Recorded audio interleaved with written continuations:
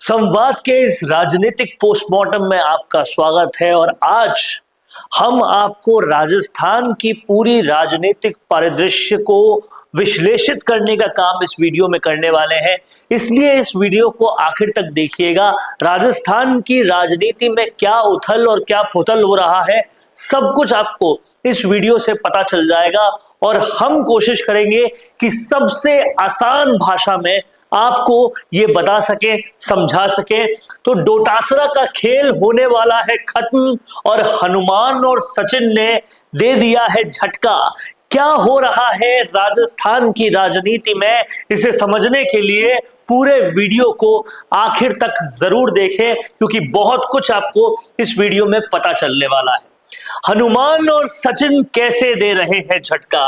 देखिए, डोटासरा लगातार जा रहे हैं दिल्ली और दिल्ली में कर रहे हैं बैठकें और इन बैठकों को उसमें रणनीति को तय करने का दे रहे हैं आश्वासन कि वो कांग्रेस में बैठकें करके रणनीति तय कर रहे हैं। लेकिन असल में पर्दे के पीछे बात यह है कि आलाकमान में की नजरों में आने का इससे बेहतर तरीका डोटासरा को आता नहीं। मीटिंग पर मीटिंग किए जा रहे हैं और ग्राउंड पे कुछ होता नहीं। वेणुगोपाल से उनकी मीटिंग हुई है, राजस्थान के संगठन पे को लेकर चर्चा हुई है, वो संगठन में क्या कुछ करना चाहते हैं उन्होंने अपना प्लान दिया है, वेणुगोपाल ने सुना है, उन्होंने अपने रिएक्शंस दिए हैं। लेकिन इसकी असलियत क्या है और इससे क्या होगा, ये भी इस वीडियो में मैं आपको बताने वाला हूं। फिर सुखजिंदर रंधावा के साथ भी डिनर पर मीटिंग हो रही है। डोटासरा मीटिंग पे मीटिंग किए जा रहे हैं और उस रंधावा से कर रहे हैं जिनका राजस्थान में कांग्रेस को डुबाने में पूरा हाथ रहा है। बिल्कुल भी कांग्रेस को वो ढंग से ठीक नहीं कर पाए हैं। ये सब लोग मिलकर बस मीटिंग पे मीटिंग किए जा रहे हैं और गहलोत की सक्रियता कहीं ना कहीं डोटासरा को चुनौती दे रही है, क्योंकि जिस तरह से पिछले दिनों अशोक गहलोत वापस सक्रिय हो रहे हैं, आलाकमान से कहीं डोटासरा के तार न टूट जाएं, इसलिए उनको दिल्ली जाना पड़ रहा है और लगातार बैठकें करनी पड़ रही है।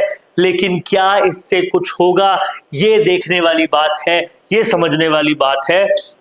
देखिए, दिल्ली में सांसदों की, डोटासरा की मीटिंग्स पे मीटिंग्स और डिनर पे डिनर से असल में राजनीति पे कोई फर्क नहीं पड़ता और कांग्रेस अपनी ग्राउंड पे पकड़ खत्म करती जा रही है। जबकि विपक्ष का धर्म होना चाहिए कि सत्ता पे सवाल करे, सड़कों पर आए, आंदोलन करे, ऐसा कुछ नहीं हो रहा। ये सिर्फ मीटिंग पे मीटिंग और डिनर पे डिनर किए जा रहे हैं। जनता से जुड़ाव में भारी कमी देखी जा रही है और सिर्फ मीटिंग से चुनाव नहीं जीते जाते, ये बात उनको सचिन पायलट को देखकर भी समझ नहीं आ रही है।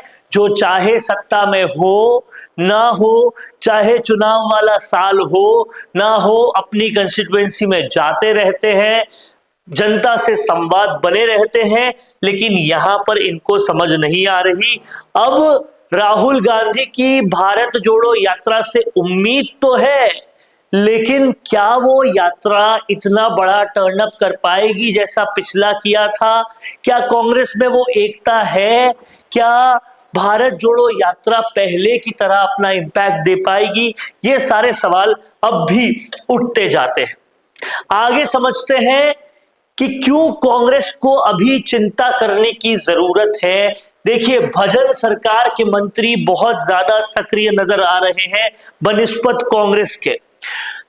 डिप्टी सीएम दिया कुमारी लगातार ग्राउंड पे काम कर रही है। अभी हाल ही में उन्होंने गांव में जाकर आंगनबाड़ी की महिलाओं को खाना खिलाया था। इससे पता चलता है कि बिना चुनाव के साल में भी कैसे जनता से जुड़ने का प्रयास वो कर रहे हैं और एक मजबूत संदेश दे रहे हैं कि भजन लाल शर्मा जी की सरकार जो है वो कहीं ना कहीं जनता से जुड़ती जा रही है और कांग्रेस सिर्फ और सिर्फ आला कमान के साथ डिनर में बिजी होती जा रही है।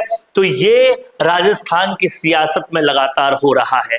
देखिए, कांग्रेस बनाम बीजेपी की कार्यशैली में अगर हम अंतर समझे तो बहुत बड़ा अंतर है। जहां कांग्रेस में नेता बस बंद कमरों की बैठकों के अलावा, एक सचिन पायलट को छोड़ दें तो बंद कमरों की बैठकों के अलावा और कुछ नहीं करते, सिर्फ बंद कमरे में बैठकें करते रहते हैं। और बीजेपी के नेता जो हैं वो लगातार ग्राउंड में काम कर रहे हैं, जनता के बीच काम कर रहे हैं। कांग्रेस की जनता से जुड़ाव में लगातार कमी आ रही है और ये कमी उनकी राजनीति में बेहद खल रही है। विपक्ष का काम वो नहीं कर रहे हैं। देखिए, अशोक गहलोत की कार्यशैली में भी बहुत बड़े सवाल हो रहे हैं और ये सवाल भी हमको समझने पड़ेंगे। गहलोत सरकार जो थी उस वक्त जनता के मुद्दे पूरी तरह से नजरअंदाज होते जा रहे थे, नहीं जनता के मुद्दों पे काम कर रहा था।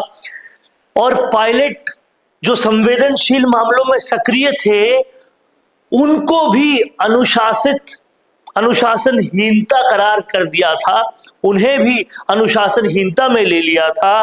तो कहीं ना कहीं उन पे सवाल उठे हैं।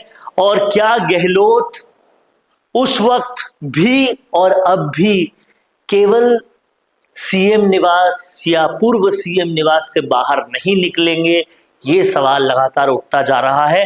और शायद इन्हीं सवालों से परेशान होकर गहलोत अब सक्रिय होना भी शुरू कर दिए हैं।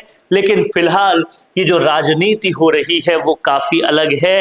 और तीसरी तरफ अगर हम देखें तो हनुमान बेनीवाल लगातार सक्रिय होते जा रहे हैं और अपने राजनीतिक रिश्ते सुधारते जा रहे हैं। कहीं ना कहीं वो भी कांग्रेस के पेट में दर्द कर चुके हैं, क्योंकि कांग्रेस को वो पूरी तरह से छोड़ चुके हैं और कहीं पर भी कांग्रेस को नहीं आने देना इस मिशन पे चल चुके हैं। तो कहीं ना कहीं कांग्रेस के लिए बहुत चिंता वाला विषय है। डोटासरा, गहलोत, ये दोनों अपने अस्तित्व के संकट को बचाने में लगे हुए हैं और सचिन पायलट जनता से जुड़ाव कर रहे हैं, लेकिन अकेले उनके कुछ करने से होगा नहीं। ये बात आलाकमान को समझनी पड़ेगी। या तो सचिन पायलट को कमान दें और या फिर ये जो डिनर पॉलिटिक्स के इर्द गिर्द घूमते जा रहे हैं कांग्रेस के नेता और कांग्रेस, राजस्थान कांग्रेस को खासकर जो कमजोर करते जा रहे हैं, उन पर बड़ा एक्शन लेने का अब टाइम आ गया है। क्या लगता है आपको, राजस्थान की राजनीति का ये पूरा परिदृश्य जो हमने दिखाया वो कितना सही है, कितना गलत? कमेंट बॉक्स में जरूर लिखिए और अपनी राय देते रहिए। देखते रहिए संवाद, क्योंकि ये संवाद है भारत का, भारत के लिए।